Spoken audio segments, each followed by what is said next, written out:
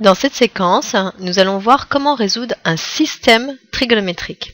On va rappeler la définition d'un système, donc on le voit comme étant défini par l'accolade ici. Ici, nous avons un système avec deux équations, donc être dans un système, cela veut dire que ces deux conditions doivent se réaliser en même temps et trouver les solutions qui vérifient ces deux équations. Donc ici, l'inconnu, c'est petit x, qui est ici et ici. Et donc A et B seront deux nombres qui vont être donnés. Lorsqu'on veut résoudre un système d'équations trigonométriques, forcément, va falloir se baser par rapport à notre cercle trigonométrique parce qu'on sait plein de choses sur ce cercle. Je fais la théorie et tout de suite sur cette même séquence, nous ferons un exemple d'application. Première équation, donc on voit que on a du cosinus et du sinus.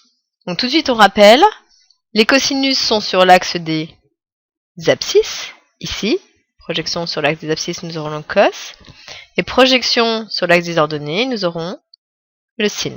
Donc première équation, nous voulons placer cosinus x égale petit a. Donc ça veut dire que petit a, il va être quelque part par là, sur cet axe. Je le place au hasard. Par exemple, petit a va être ici. Donc cosinus x égale petit a. Et puis deuxième équation, on va vouloir sinus x égale petit b. Donc par exemple, sur l'axe des sinus, eh bien, nous aurons le petit b qui va être ici.